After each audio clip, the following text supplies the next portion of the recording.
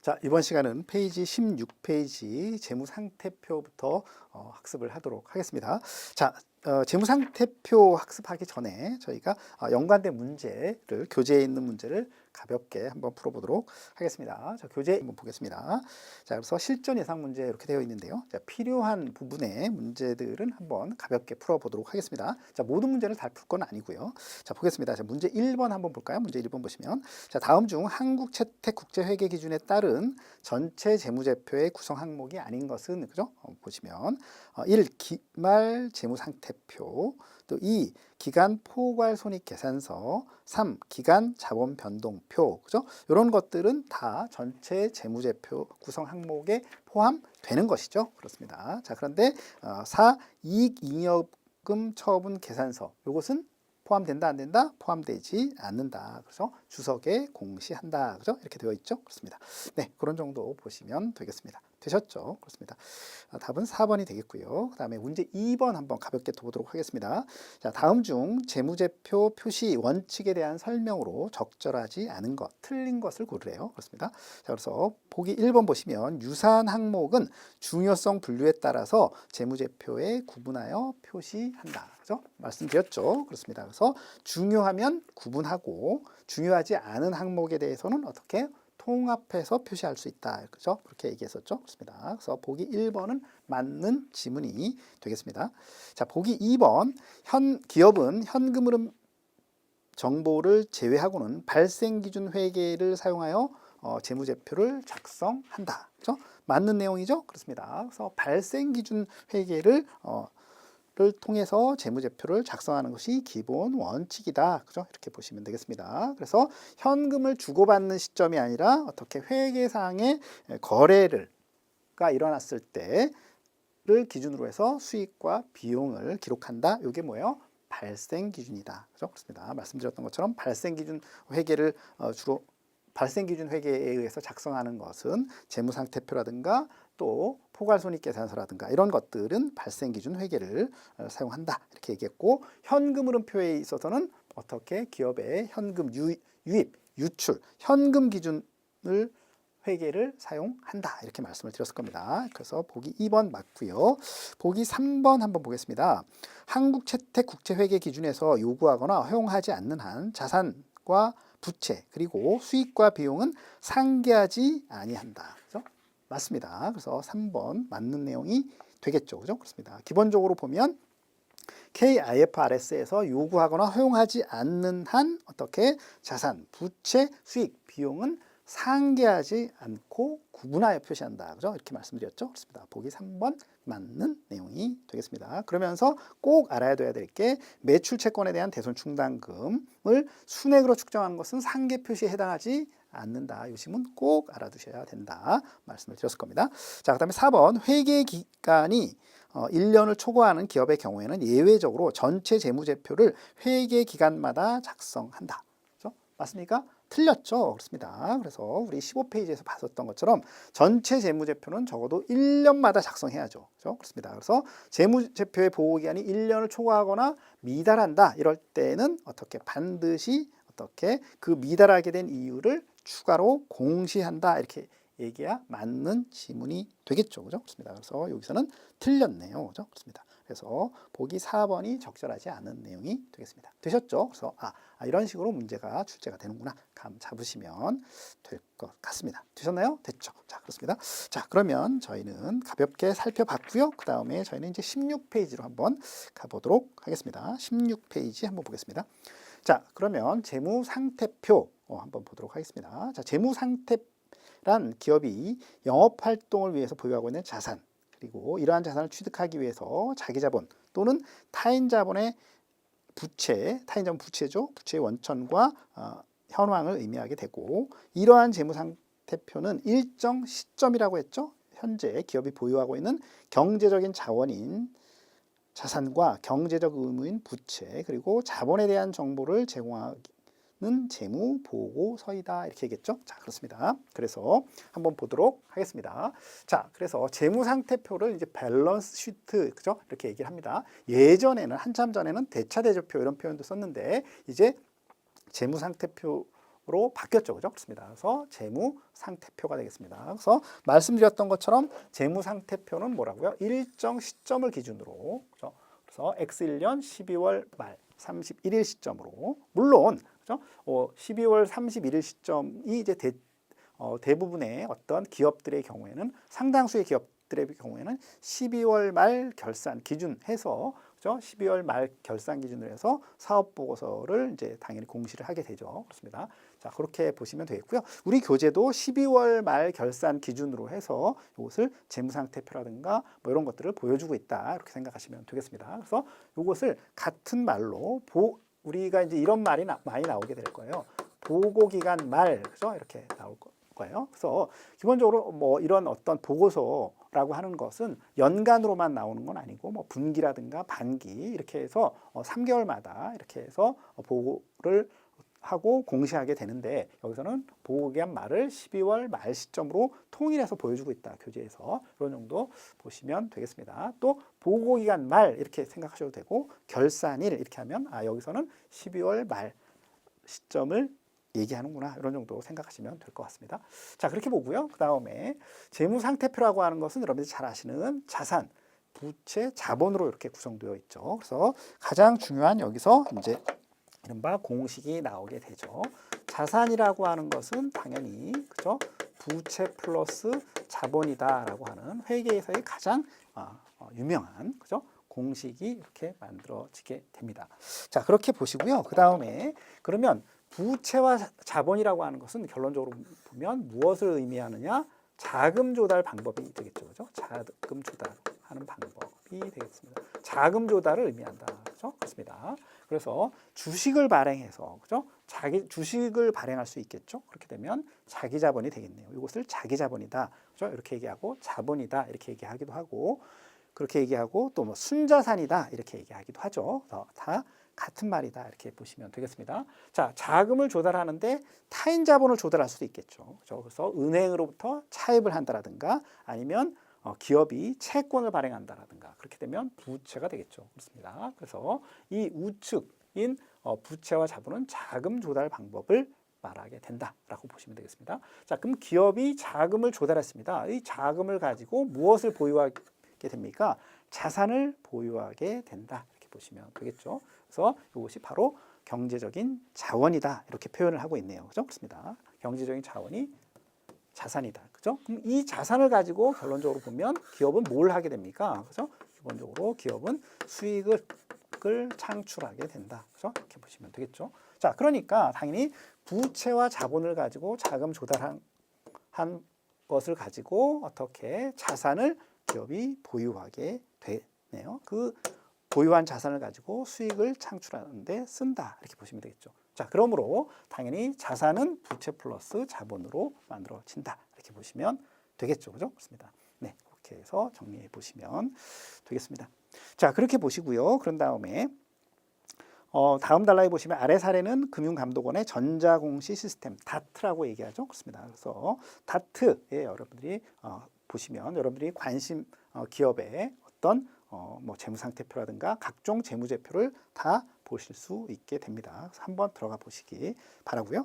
자, 그 다음에 17페이지 보시면, 그죠? A 기업의 재무상태표, 그죠? 그렇습니다. 보여지는 것처럼 X1년 12월 말 현재 기준에서 재무상태를 보여주고 있다, 이렇게 보시면 되겠습니다. 자, 그래서 거기에 이제 별표 이렇게 체크해 보시면서 시험에 이미 기출문제로 출제가 됐다. 중요합니다. 중요합니다. 자, 그런데 이것이 출제되는 것이 아니라, 그죠? 어떤 것들이 출제가 됐느냐라고 한다면, 다음 중 자산에 해당하지 않는 것은, 그죠? 내지는 다음 중 자산에 해당하는 것으로만 적절하게, 그죠? 묶인 것은, 이런 식으로 시험에 출제가 되었다라는 거죠. 그죠? 그렇습니다. 자, 그래서 이 부분은 아주 잘 봐두시기 바라겠습니다. 그래서 좀 더 세부적으로 한번 보도록 하겠습니다. 자, 우리가 학습할 내용인데요. 너무너무 중요한 부분이 되겠습니다. 기출문제입니다. 별표 체크해 놓으시고요. 자, 자산을 한번 보겠습니다. 자, 자산에는 크게, 그죠? 1년 내에 현금화가 가능한 자산을 뭐라고 얘기한다? 그죠? 유동자산이다. 그죠? 이렇게 얘기하게 됩니다. 자산에는 유동자산이 있고, 어떻게 1년 후에나 현금화가 가능한, 그죠? 다시 해서 장기간 사용하는 자산인 뭐라고요? 비유동자산이 있다. 이렇게 보시면 되겠습니다. 자, 그래서 시험 문제는 뭐였었다? 이 자산 항목을 아느냐, 그렇죠? 자산 항목을 부채와 구분할 수 있느냐를 시험 문제가 출제했다라는 거죠. 그렇습니다. 자, 그러면 한번 보겠습니다. 유동자산은 1년 내에 현금화가 가능한 자산을 유동자산이라고 하는데 대표적으로 현금 및 현금성 자산이 있겠죠. 그죠? 그렇습니다. 자, 뭐 그런 것들은 뭐 어렵지 않고요. 그 다음에 매출 채권이 있게 되죠. 자, 매출 채권은 뭐라고 얘기했습니까? 그죠? 현대자동차가 그랜저를 판매했는데요. 그런데 어떻게 해요? 2달 후에 현금으로 받기로 했어요. 외상 판매가 이루어졌다는 거죠. 그래서 외상으로 판매한 를 했다라고 한다면 어떻게? 당연히 재무상태표에 매출 채권으로 이렇게 기록을 하게 됩니다. 그죠? 그렇습니다. 그래서 요 매출 채권은 유동자산이다 이렇게 생각하시면 되겠습니다.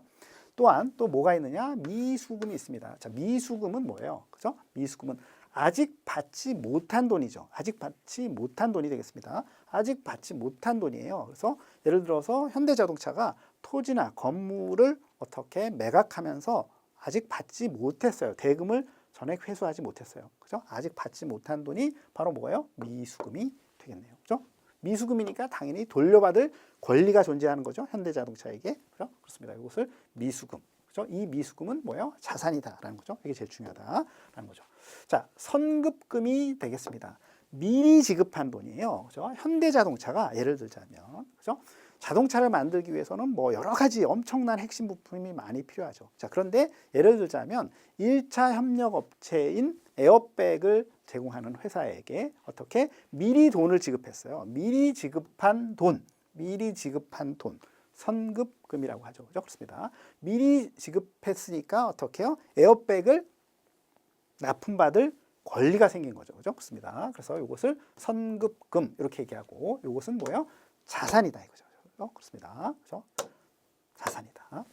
자, 선급 비용이 되겠습니다. 선급 비용. 자, 선급 비용은 미리 지급한 비용이에요. 그래서 이런 것들은 대표적으로 뭐가 있느냐? 예를 들자면 현대자동차가 어떻게 다른 건물에 임차해서 쓰고 있어요. 그러면서 매달 임차료를 지급하는 것이 아니라 1년치 임차료를 미리 지급했습니다. 미리 지급했어요. 미리 지급했는데 지금 보호기간 말로까지는 3개월만 그죠? 사용했다라는 거죠. 자, 그렇게 되면 나머지 9개월 동안 그죠? 사용할 수 있는 권리가 생기겠죠. 그래서 선급 비용입니다. 그래서 나머지 9개월치 미리 지급한 비용이 되겠죠. 그죠? 그렇습니다. 그런 미경과된 임차료 이런 것들을 미리 지급했다라고 한다면 이것은 선급 비용이 되겠습니다. 선급 비용. 그렇습니다. 그러니까 당연히 어떻게 나머지 9개월 동안 어떻게 미리 임차료를 지급했기 때문에 9개월 동안 사무실을 사용할 권리를 획득하게 된 거죠. 그러니까 자산이다라는 거죠. 그렇습니다. 그래서 꼭 주의하셔야 됩니다. 선급 비용 자산이다라는 거죠. 그렇습니다. 자, 재고 자산입니다. 재고 자산. 대표적으로 우리가 뒤에 자세하게 나오겠지만 판매 목적으로 보유하고 있는 자산이 되겠습니다. 그렇죠? 그러면 뭐예요? 현대자동차 입장에서 보면 당연히 뭐예요? 자동차 이런 것들 재고 자산이 되겠죠. 왜? 판매 목적으로 보유하고 있는 자산이 되니까. 그렇습니다. 이런 것들은 자산이다 이렇게 보시면 되겠습니다. 물론 삼성전자다라고 한다면 삼성전자의 핸드폰, 갤럭시 핸드폰, 그렇죠? 당연히 재고 자산이 되겠죠. 그렇죠? 그렇습니다. 그래서 이런 것들이 유동 자산이 되겠습니다. 자, 그래서 특히 주의할 것, 시험에서 주의할 것, 그죠? 매출 채권이 자산이라는 건 너무 잘 알고 있는 거니까 미수금이라든가 선급금이라든가 선급 비용, 그죠? 이런 것들 다 뭐예요? 자산이다라는 거예요. 그래서 이거 꼭 알아두셔야 되겠습니다. 재고 자산도 뭐 당연히 자산이니까 자산이 붙겠죠, 그죠? 그렇습니다. 그래서 이거 꼭 주의를 하시기 바랍니다. 그죠? 됐고요. 자, 그 다음에 비유동 자산입니다. 1년 후에나 현금이 화가 가능한 거. 그래서 기본적으로 보면 장기간 하는 자산을 뭐라고요? 비유동 자산이다 이렇게 얘기하고 이제 우리가 앞에서 배우게 될 겁니다. 뒤에서 유형 자산, 그죠? 뭐 토지라든가 건물이라든가 뭐 기계 장치라든가 생산 설비라든가 뭐 또 차량 운반구라든가 이런 것들이 유형 자산이 되겠고요. 그다음에 무형 자산, 그죠? 뭐 예를 들어서 특허권이라든가, 그죠? 또 뭐 저작권이라든가 이런 것들이 있죠. 지적재산권, 뭐 그죠? 각종 이런 것들, 그죠? 이런 것들 다 무형 자산이 되겠습니다. 그 다음에 임차에서 사용을 하고 있다. 사무실을 임차해서 사용하고 있으면서 일정 보증금을 건물주에게 냈어요. 그죠? 그렇게 되면 당연히 보증금을 임차 기간이 끝난 다음에 돌려받을 권리가 생기겠죠. 보증금 이런 것들은 비유동자산이다라는 거예요. 그죠? 그렇습니다. 됐죠? 이렇게 보시면 되겠습니다. 그래서 자산은 유동자산과 비유동자산으로 나누고 구체적으로 중요한 것은 뭐예요? 자산에 어떤 것들이 들어간다? 이런 것들이 다 자산이다. 이걸 알아두는 게 가장 중요하다. 거듭 강조합니다. 자, 이렇게 됐고요. 다음은 부채를 한번 보도록 하겠습니다. 자, 그럼 부채에도 당연히 뭐가 있겠습니까? 유동부채가 있을 것이고요. 그 다음에 비유동부채가 있겠죠. 그렇죠? 그래서 보고기간 말 12월 말일을 기준으로 해서 1년 내에 상환해야 하는 부채가 바로 유동부채가 될 것이고요. 1년 후에 상환해도 되는 부채, 비유동부채가 되겠죠. 그죠? 그렇습니다. 그래서 유동부채는 대표적으로 보면 차입금, 그죠? 1년 내에 상환해야 돼요. 그죠? 뭐 물론 차입금 중에서도 1년 후에 상환할 수도 있겠죠. 그죠? 계약이 그렇게 되어 있으면 그렇습니다. 근데 여기에 차입금이 유동부채 이렇게 돼 있다는 건 1년 내에 상환해야 하는 차입금, 그죠? 그런 거 단기 차입금이 유동부채가 되겠습니다. 어렵지 않죠. 차입금이니까. 그렇습니다. 자, 그다음에 외상으로 판매했을 때 매출 채권이라고 얘기했어요. 자, 그런데 예를 들어서 현대자동차가 어떻게 외상으로 매입했어요. 외상으로 매입했다는 거죠. 그렇습니다. 자, 그래서 예를 들자면 에어백을, 그죠? 에어백을 매입하면서 아직 대금을 지급하지 않았다. 외상 매입했다. 외상으로 매입했다. 그죠? 그렇게 되면 이것은 당연히 뭐가 되겠습니까? 매입 채무라고 하게 됩니다. 그렇습니다. 매입 채무라고 한다. 그죠? 됐죠? 그렇습니다.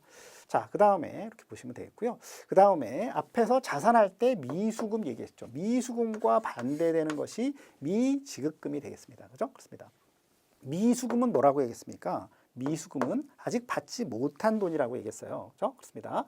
자, 그런데 부채 미지급금은 뭐예요? 아직 지급하지 못한 돈. 그죠? 토지나 건물. 그죠? 이런 것들을, 그죠? 매입하면서 아직 지급하지 못한 돈이 남았어요. 미지급금이 되겠죠. 반대. 이렇게 보시면 되겠죠. 그러니까 당연히 현대자동차 입장에서 부채가 되겠죠. 그죠? 그렇습니다. 자, 선수금 나옵니다. 특히 이 선수금 잘 알아두시기 바랍니다. 선수금. 이게 시험에 아주 잘 나와요. 선수금입니다. 선수금은 선급금과 반대가 되겠습니다. 그래서 선급금은 뭐라고요? 미리 지급한 돈이라고 얘기했잖아요. 그죠? 아까 제가 에어백을 받기 전에 미리 지급한 돈, 선급금, 이것은 자산이고요. 선수금은 어떻게? 미리 받은 돈이에요. 미리 받은 돈. 그죠? 그렇습니다. 그랜저를 판매하기도 전에 그랜저 대금을 먼저 받았다라고 한다면 그것이 뭐예요? 선수금이 되겠죠. 선수금. 그죠? 그렇습니다. 선수금은 뭐예요? 부채이다. 이거죠. 부채. 이거 꼭 알아두셔야 됩니다. 앞으로도 계속 나오게 될 거예요. 시험에서도 가장 많이 나왔던 부분이 되겠죠. 그렇습니다. 그래서 선수금 이렇게 보시면 되겠습니다. 여기까지는 유동부채라고 볼 수 있고요. 그다음에 비유동부채는 어떤 것들이 있을까요? 그죠? 사채. 그죠? 그렇습니다. 현대자동차나 삼성전자가 어떻게 사채를 발행했어요. 회사채를 발행했다라는 거죠. 그러면 당연히 이자도 갚고 원금도 만기에 가서 갚아야겠죠. 그러니까 그것을 사채다 이렇게 얘기를 하게 됩니다. 그래서 비유동부채 이렇게 볼 수가 있겠죠. 비유동부채로 분류할 수가 있겠죠. 만기까지 1년 이상 남았어요. 그죠? 그렇게 되면 비유동부채. 그 다음에 종업원들이 근무하고 있어요. 그렇게 되면 어느 순간에는 퇴직금을 지급해야 되겠죠. 그죠? 그러니까 퇴직금을 지급해야 할 의무가 있죠. 그러니까 퇴직급여 채무, 당연히 부채가 되겠죠. 그죠? 그렇습니다. 현대자동차가 그랜저를 판매했어요. 그랜저를 판매하게 되면 판매하면서 뭘 해주게 됩니까? 그죠? 판매 보증을 해주게 되죠. 일반 부품에 대해서 3년간은 무상 수리하겠다. 그죠? 5년간은 어떻게 엔진, 미션 관련해서는 문제가 생기게 되면 무상으로 수리해주겠다. 이런 것들은 제품 보증이죠. 이런 것들은 충당부채라고 얘기를 하게 됩니다. 자, 뒤에서 우리가 또 배우게 될 거예요. 이런 것들은 부채다라고 보시면 되겠습니다. 되셨죠? 그렇습니다. 그래서 이렇게 구분하시면 되겠고요. 그 다음에 자본입니다. 자본은 우리가 자본 변동표에서 자세하게 우리가 살펴볼 겁니다. 그죠? 그렇습니다. 자, 그래서 뭐 자본에는 그죠? 자본금이라든가 주식 발행 초과금이라든가 이익잉여금이라든가 뭐 기타 자본 구성 요소라든가 여러 가지가 있는데 여기서는 그냥 가볍게 자본에는 자본금이 있고 대표적으로 이익잉여금이 있다. 이 정도만 체크 체크해 두시면 될 것 같습니다. 그래서 특히 중요한 것이 이제 우리 앞에서 배우겠지만 이익 잉여금 부분이라고 볼 수가 있습니다. 자, 이익이 낳는 것을, 그죠? 이익에서 남는 돈이에요. 그죠? 그래서 현대자동차가 1년 동안 장사를 했습니다. 그래서 수익을 얻고 거기에 따른 비용을 지출이 됐겠죠. 그래서 수익 마이너스 비용 하면 어떻게? 그죠? 당연히 뭐 금방 배우겠지만 수익에서 비용을 빼게 되면, 그죠? 당기 순이익이 이렇게 늘어질 거예요. 그죠? 그러면 당기 순이익, 그죠?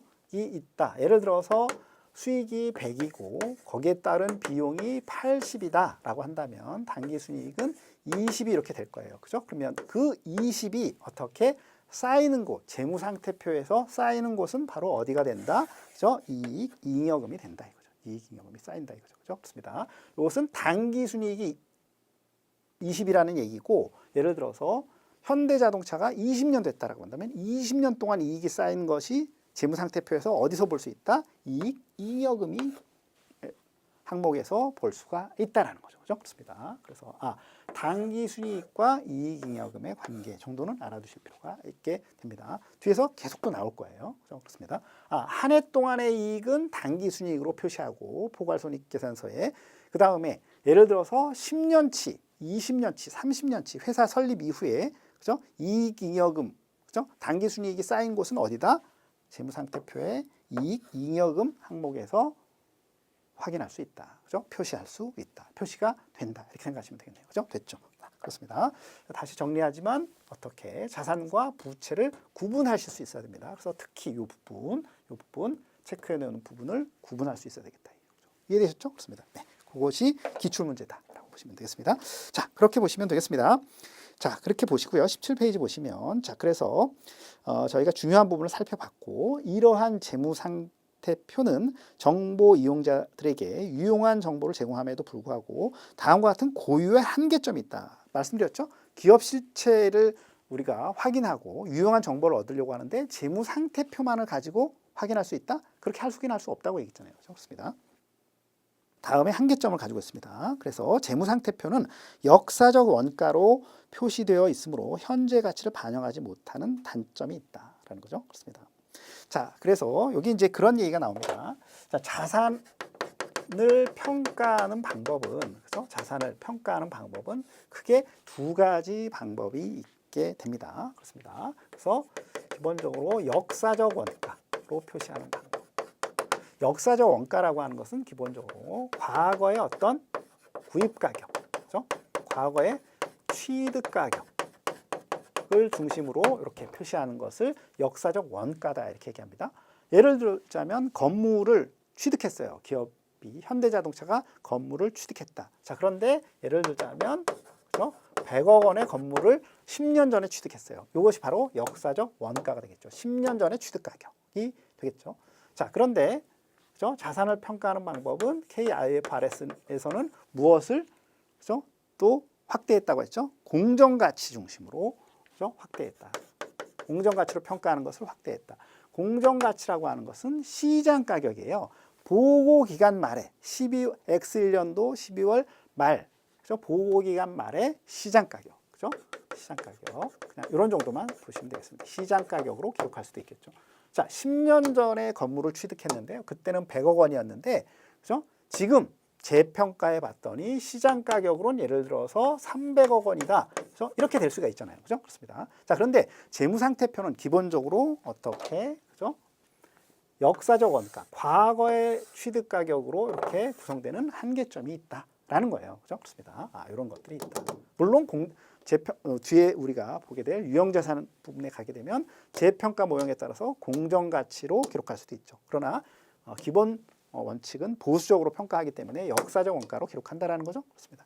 네, 그래서 현재의 가치, 다시 얘기해서 공정가치를 반영하지 못한다. 이런 한계점도 있다. 이런 정도 생각하시면 되겠습니다. 자, 그다음에 이 추정이 사용되기 때문에 자의적인 해석이나 판단이 개입될 수가 있다라는 겁니다. 그래서 우리가 아까 대표적으로 뭐 있었습니까?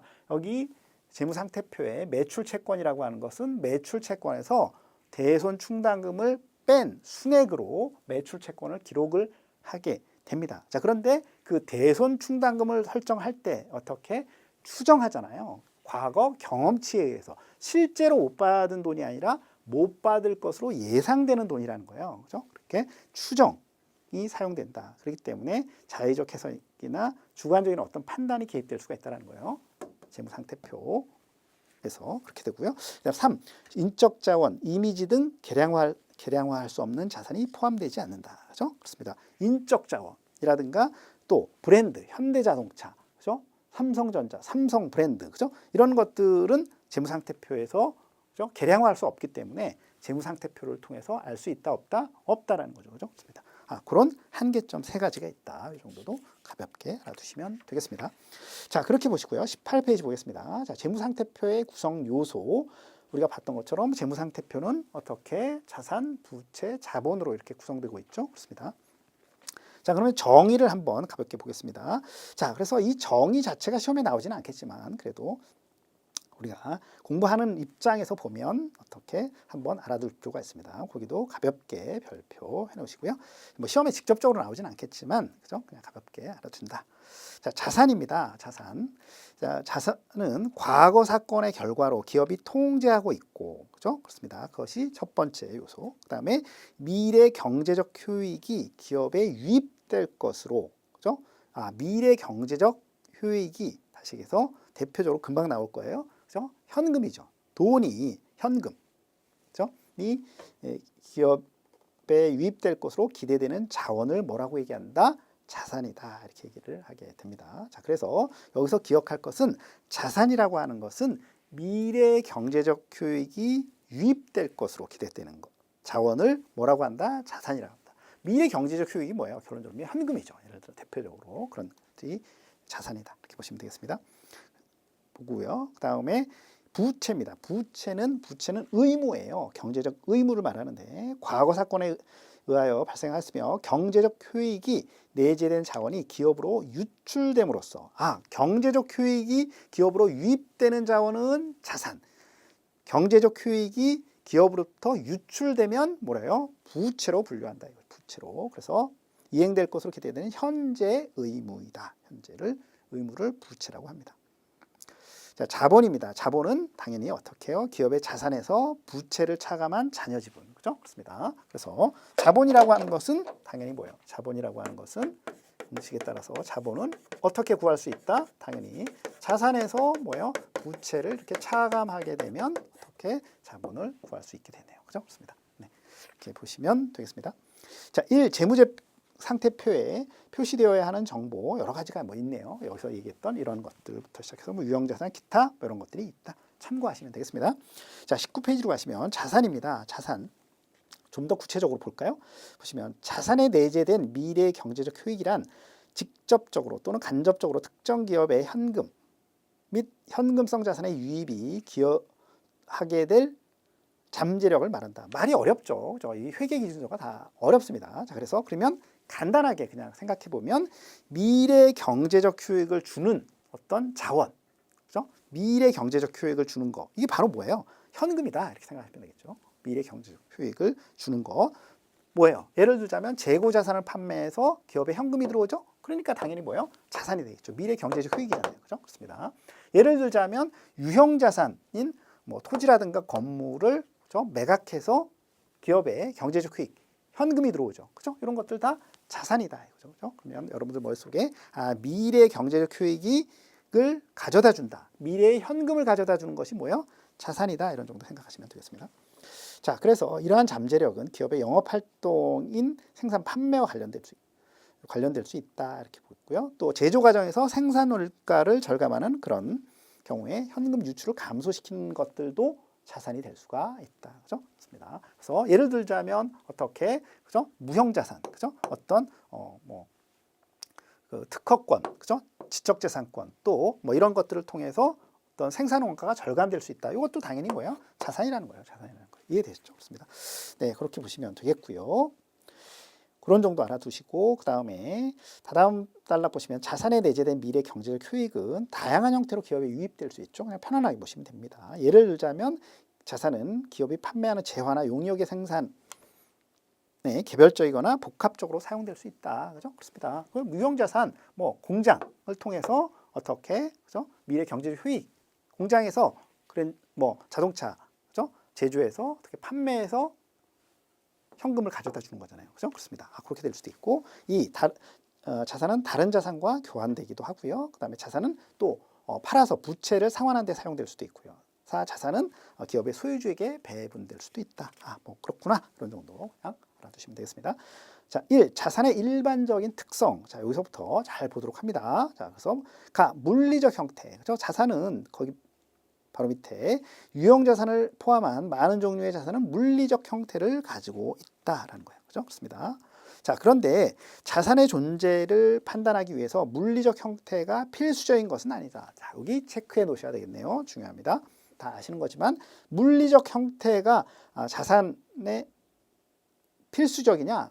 그건 아니다라는 거죠. 그죠? 그렇습니다. 대표적으로 뭐예요? 무형자산 같은 경우. 그죠? 그렇습니다. 그래서 예를 들자면 특허권이라든가 저작권 이런 것들이 뭐예요? 무형자산이다. 무형자산은 당연히 물리적 형태가 있나요? 그죠? 물리적 형태가 없다 하더라도 자산으로 이렇게 그죠? 되잖아요. 그죠? 그렇습니다. 그렇게 보시면 되겠습니다. 물리적 형태가 필수적인 것은 아니다. 요거 체크해 놓으시고요. 체크 이렇게 딱 해 놓으시면 되겠습니다. 자, 그 다음에 법률적 권리입니다. 그래서 기본적으로 보면 수취채권, 그죠? 그냥 매출채권 쉽게 생각하시면 됩니다. 수취채권과 부동산을 포함한 많은 종류의 자산은 소유권 등 법률적 권리와 관련되어 있다. 자, 그러나 소유권이 자산의 존재를 판단함에 있어서 필수적인 것은 아니다. 소유권이 필수적인 건 아니다. 꼭 기억하셔야 돼요. 이거 시험에 나올 수 있어요. 소유권이 필수적인 것은 아닙니다. 그러니까 반드시 기업이 소유하고 있어야 하는 것들만이 자산이 되느냐? 그건 아니라는 거예요. 좋습니다. 자, 그래서 예를 들면 그래서 여기 두 가지가 나오는데 거기 체크해 놓으시기 바랍니다. 중요합니다. 그죠? 뭐 갈매기 표시나 별표 딱 체크해 놓으세요. 중요합니다. 예를 들면 기업이 리스 계약에 따라 점유하고 있는 부동산으로부터 기대되는 경제적 효익을 기업이 통제할 수 있다면 그 부동산은 기업의 자산이다. 여기 1번 체크해 놓으시기 바랍니다. 자, 리스 계약에 의해서 점유하고 있대요. 자, 리스 계약에 의해서 점유하고 있는 부동산이에요. 자, 그러면 리스 부동산의 경우에는 법적인 소유권이 누가 가지고 있습니까? 리스 제공자에게 있어요. 그리고 단순히 기업은 어떻게 해요? 사용권만을 가지고 있어요. 자, 그런데 그렇다 하더라도 리스 계약에 따라서 점유하고 있는 부동산으로부터 미래 경제적 효익이 기대된대요. 사용권을 가지고 있으면서 기업에 현금이 유입된대요. 그죠? 그러면 그것은 자산이 된다는 거예요. 그죠? 꼭 기억하셔야 됩니다. 소유권이 필수적인 건 아니에요. 그렇기 때문에 리스 계약에 따라 점유하고 있는 부동산 뭐예요? 자산이다라는 거예요. 꼭 기억하시고. 그다음에 또 두 번째 줄 내려오게 되면 어떻게 기업이 개발 활동에서 습득한 핵심 지식, 그죠? 인데 이거를 독점적으로 보유함으로써 어떻게 경제적 효익이 유입될 것으로 기대되고 통제할 수 있대요. 기업이. 그러면 자산의 정의에 충족할 수 있다. 그죠? 뭐 예를 들자면 기업이 그죠? 뭐 현대자동차가 그죠? 자율주행 관련 기술을 확보하고 있어요. 그렇죠? 그렇습니다. 자, 그래서 그 자율주행 기술을 통해서 어떻게 차량 판매가 더 늘어나잖아요. 그죠? 그걸 통해서 경제적 효익, 그죠? 현금이 기업에 유입되잖아요. 그러면 그것도 자산이라는 거죠. 그죠? 그렇습니다. 그래서 두 가지 꼭 기억하셔야 됩니다. 자산이다. 소유권이 필수적인 것은 아니다. 그것을 예로 들고 있는 것 두 가지 반드시 알아두셔야 됩니다. 반드시. 자, 답은 과거의 거래나 사건. 그죠? 그렇습니다. 기업의 자산은 과거의 거래나 그 밖의 사건에서 창출되게 되죠. 그죠? 그렇습니다. 자, 그래서 일반적으로 구매나 생산을 통해서 자산을 획득하지만 맞죠? 구매하게 되면 내가 자산을 획득하게 되죠. 자, 그런데 어떻게 다른 거래나 사건도 자산을 창출할 수 있습니다. 예를 잘 보실까요? 예를 보시면 지역 경제 성장을 장려하기 위해서 정부의 프로그램에 따라서 증여받은 자산이나 매장된 광물의 발견 등이 포함된다. 자, 그러니까 거기를 딱 기억하시면 되겠습니다.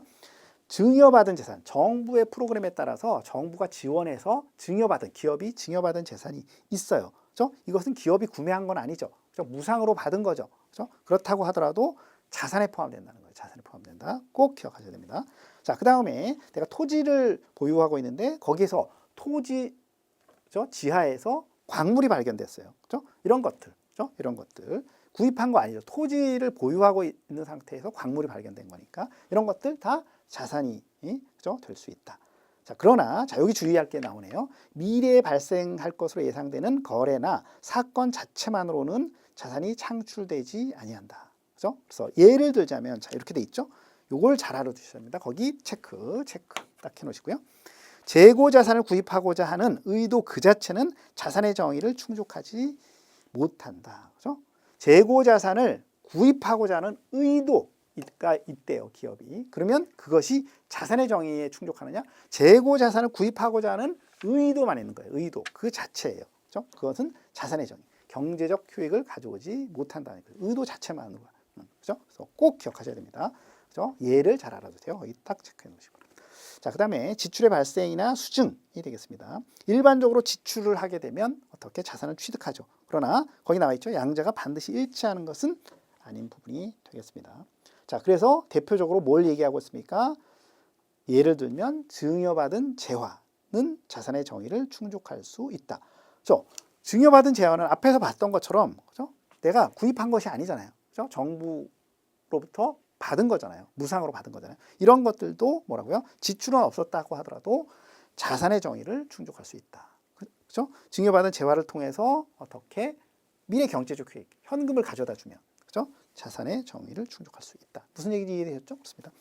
자, 2번 유동자산 및 비유동자산의 분류 이미 얘기했어요. 그래서 자산은 다음의 경우에 유동자산으로 분류하고 그 밖에 모든 자산은 비유동자산으로 분류한다. 그죠? 그렇습니다. 유동자산, 비유동자산으로 이렇게 분류하는데 그 기준을 얘기하고 있어요. 좀 더 구체적으로 가는 거죠. 그렇습니다.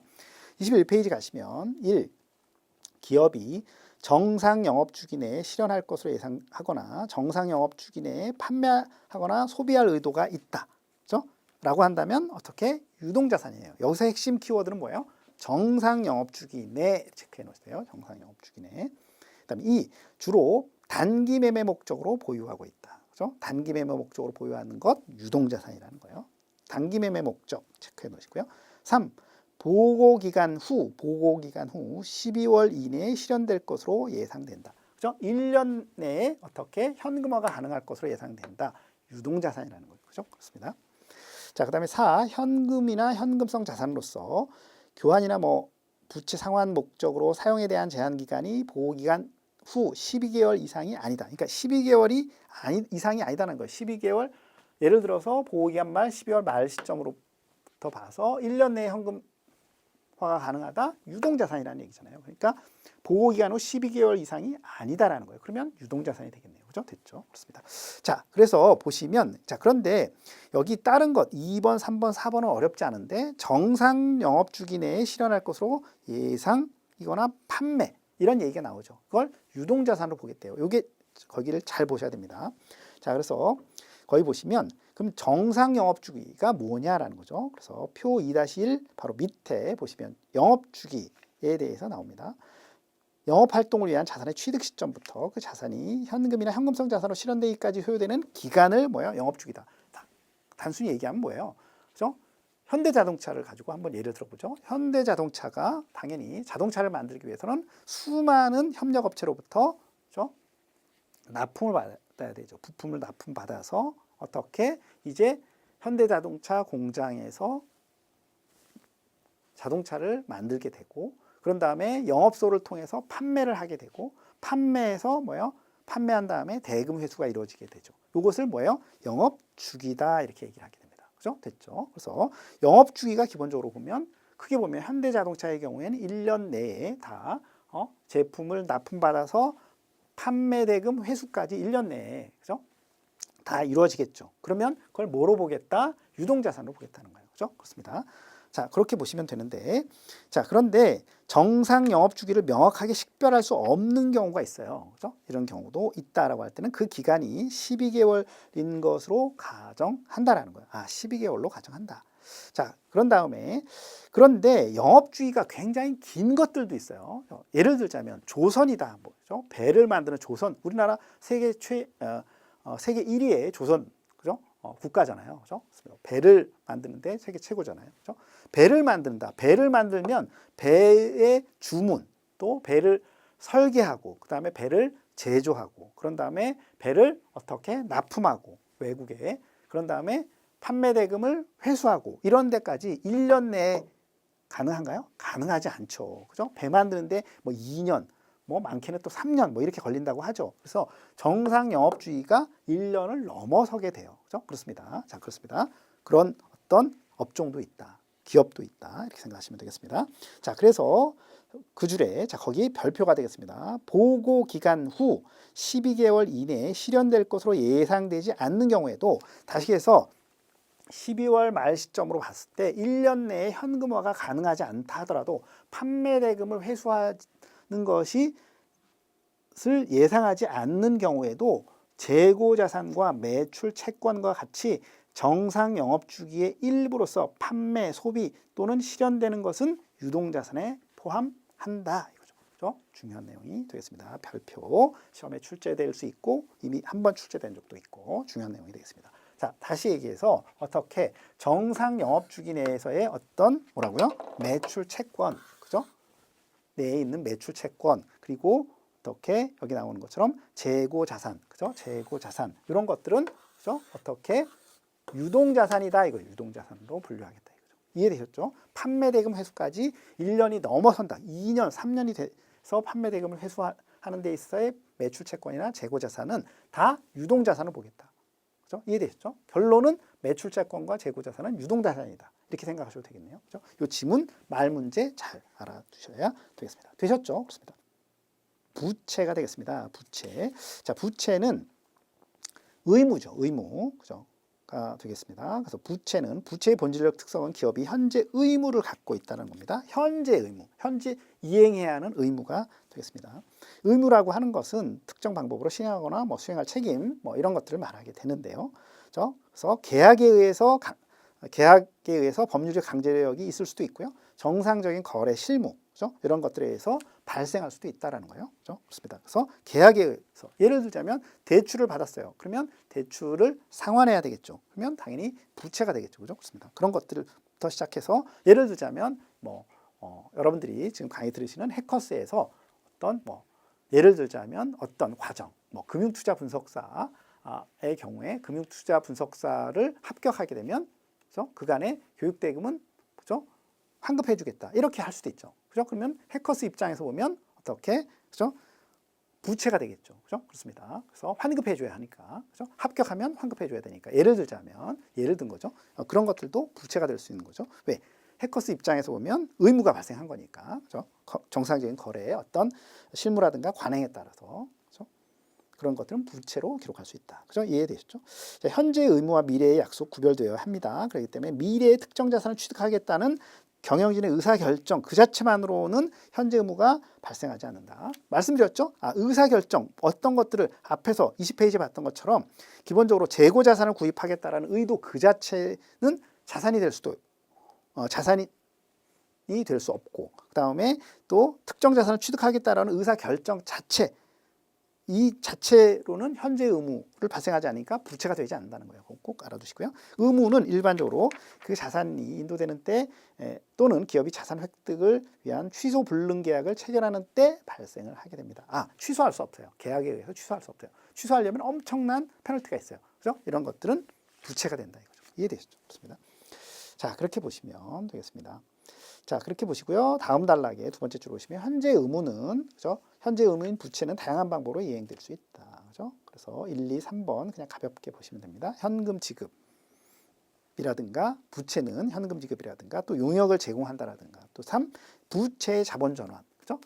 부채, 채무를 어떻게 자본으로 주식으로 전환하는 가끔 우리 뉴스에 보시면 출자 전환이라고 하죠. 그런 것들로 부채는 이행될 수 있다. 이렇게 보시면 되겠습니다. 자, 1. 부채의 일반적인 특성 한번 보겠습니다. 갑은 과거의 거래나 사건.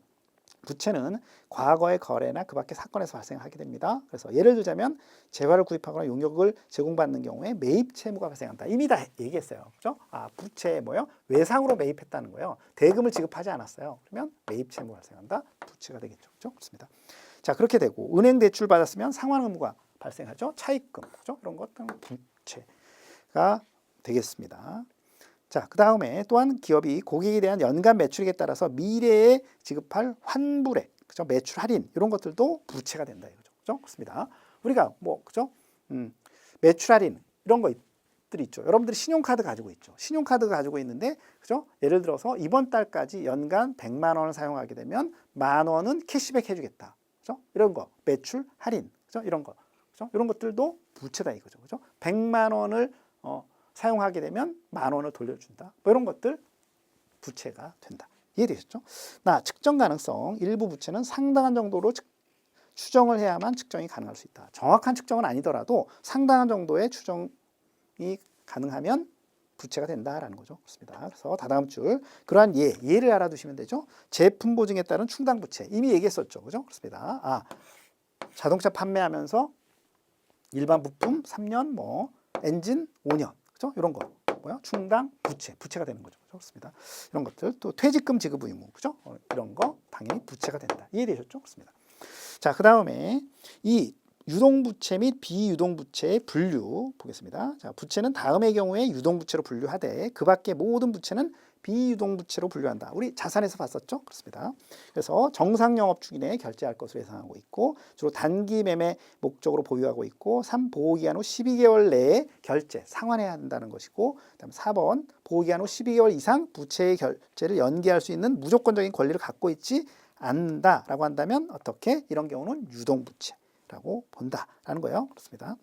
자, 그래서 다음 단락 보시면 매입 채무 그리고 종업원 및 그 밖의 영업 원가에 대한 미지급 비용과 같은 유동부채는 기업의 정상 영업 주기 내에 사용되는 운전자본의 일부이다.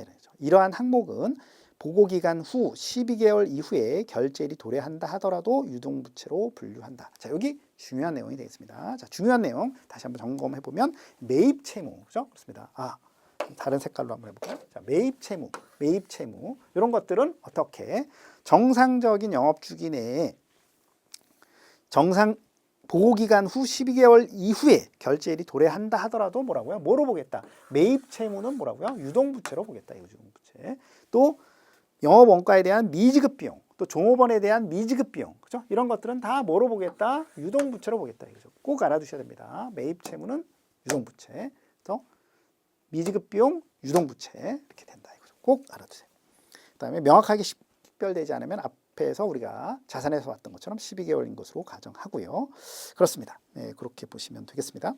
자, 그다음에 다음 단락 보시면 또한 다음 모두에 해당하는 경우라 하더라도 금융부채가 보호기간 후 12개월 이내에 결제할 것으로 도래하면 이를 유동부채로 분류한다. 조금 다소 어렵게 느껴지는데 이게 뭐예요? 유동부채라는 것이 보호기한 말로부터 1년 내에 상환해야 하는 부채잖아요. 1년 내에 결제해야 하는 부채잖아요. 그죠? 그렇습니다. 자, 그런데 유동부채로 하는데 원래 결제 기간이 12개월을 초과하는 경우, 그죠? 자, 원래 채권을 발행하는데 예를 들어서 사채를 발행한다, 그죠? 사채를 발행했어요. 사채를 발행했는데 만기가 3년이었어요, 그죠? 원래는 발행할 때는 3년이었어요. 자, 그런데 3년인데 2년이 지났다라는 거죠. 그러면 이제 1년 내에 보호기한으로부터 1년 내에는 그죠? 사채에 따른 원금을 상환해야 되잖아요. 그렇게 되면 이 사채도 뭐가 될 수 있다? 유동부채가 될 수 있다. 이거죠. 이해되셨죠? 그런 얘기가 되겠습니다. 자, 2번은 넘어가도 되겠고요. 자, 그래서 다음 단락 보시면 기업이 기존의 대출 조건에 따라서 보고기간 후 적어도 12개월 이상 부채를 차환하거나 연장할 것으로 기대하고 있고 그런 재량권이 있게 되면 보호기간 후 12개월 이내에 만기가 도래한다고 하더라도 비유동부채로 분류한다. 말이 어렵습니다. 그죠? 그렇습니다. 이 부분 좀 어려운 내용이라고 생각됩니다. 여러분들. 그죠? 그렇습니다. 자, 그러면 이렇게만 보자고요. 우리가 시험을 봐야 되니까 기업이 기업 딱 보시고요. 기업이 어떻게 부채를 연장할 수 있는 재량권이 있어요. 기업이 어떻게 연장할 수 있는 재량권을 가지고 있어요. 재량권을 가지고 있다고. 재량권을 가지고 있어요. 자, 그러면 어떻게 이때는 뭘로 보겠다? 이것은 1년 후에 갚아도 된다. 그죠? 만기가 1년 내라고 하더라도 1년 후에 갚아도 되는 권리를 누가 갖고 있는 거예요? 기업이 그 재량권을 갖고 있는 거예요. 그렇기 때문에 이때는 비유동부채로 이렇게 분류한다. 그렇죠? 그렇습니다. 되셨나요? 됐죠. 자, 그렇게 생각하시면 되겠습니다. 자, 그런데 그러나 기업에게 그 연장에 대한 재량권이 없다고 한다면 그때는 유동부채로 분류한다. 정리가 됐네요. 기업에게 그죠? 연장에 대한 재량권이 없어요. 연장에 대한 재량권이 없어요. 그때는 뭐라고요? 어떻게 유동부채로 분류한다. 무슨 말인지 이해됐죠? 이 부분은 좀 다소 어렵게 느껴질 겁니다. 그렇습니다. 기업이 연장할 수 있는 재량권이 있어요. 그때는 비유동부채. 재량권이 없어요. 유동부채. 이렇게 정리하시면 되겠죠. 자, 그렇게 보시면 되겠습니다. 자, 그렇게 보시고요. 다음 단락도 마찬가지 얘기인데 보호기간 말 이전에 12월 말 이전에 장기 차입 약정을 위반했어요. 서로 계약을 했는데요. 장기 차입 약정을 기업이 위반했어요. 대여자, 은행이라고 생각하시면 되겠습니다. 대여자가 즉시 상환을 요구할 수 있는 채무는 어떻게? 다음 줄에 유동부채로 분류한다. 그죠? 자, 누가? 이번에는 기업, 은행 입장에서 보면 대여자가 결론적으로 보면 기업이 장기 차입 약정을 어떻게 위반했어요. 그죠? 위반했어요. 그렇게 되면 대여자가 즉시 상환을 요구한대요. 대여자가 어떻게 즉시 상환을 요구할 수 있어요. 그렇죠? 그러면 뭐예요? 당연히 이건 뭐가 되겠습니까? 이 부채는 즉시 상환해야 하니까 유동부채가 되겠죠. 유동부채. 그렇죠? 이렇게 된다는 거예요. 그렇습니다.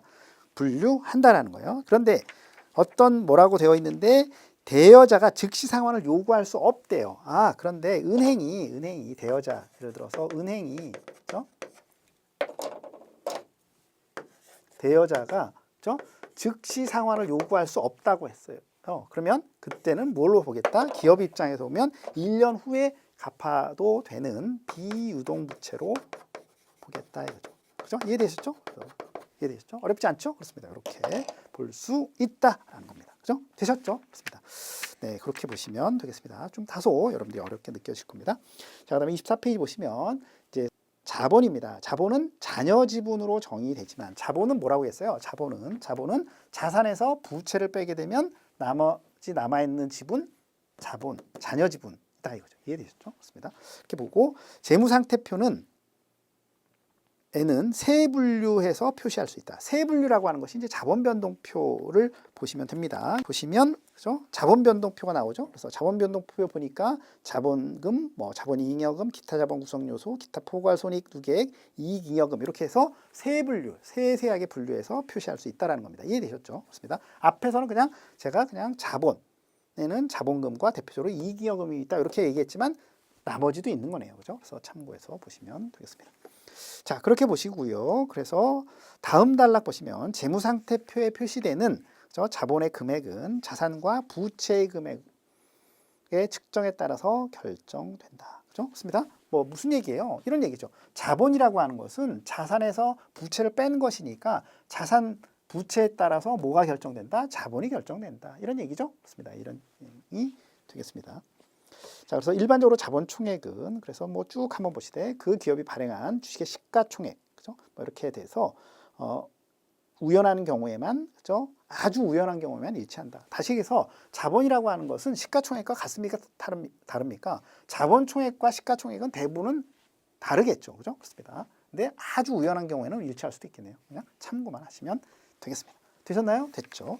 자, 이번 시간은 여기까지 진행을 하게 될 텐데요. 그래서 말씀드렸던 것처럼 가장 중요한 건 뭐예요? 다시 한번 정리해 보면 자산과 부채를 뭐라고요? 구분하는 거. 이거 너무너무 중요합니다. 기출문제 체크하시면 되겠고요. 한계점 3가지 가볍게 보시면 되겠고, 그 다음에 19페이지에 있어서 자산의 기본 개념, 미래의 경제적 효익을 가져다 주는 것, 그러면서 자산의 일반적인 특성에 있어서 어떻게 반드시 20페이지 수유권을 기업이 확보해야 하느냐? 그건 아니다라는 거예요. 그래서 2가지 그거 반드시 알아두시고요. 그다음에 라에 있어서 증여받은 재산, 그죠? 그런데 재고자산을 구입하고자 하는 의도 자체는 자산이 아니다라는 거예요. 그래서 그다음에 유동자산과 비유동자산의 분류에 있어서 정상 영업주기 꼭 기억하시면서 어떻게 매출 채권이라든가 재고자산은 정상 영업주의가 설령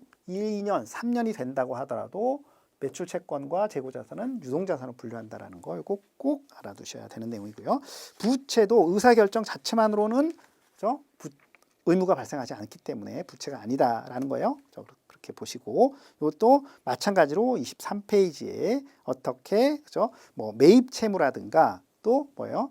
미지급 비용, 영업 원가나 종업원에 대한 미지급 비용 이런 것들은 다 뭐가 된다? 유동부채가 된다. 그죠? 유동부채가 된다. 이 정도 내용 너무 중요한 내용이고요. 그 다음에 금방 했었던 이 내용들 정도를 알아두시면 이번 시간에 핵심적인 내용은 다 아시는 거다 이렇게 생각하시면 되겠습니다. 자, 이번 시간 여기까지 진행하도록 하겠습니다. 수고하셨습니다.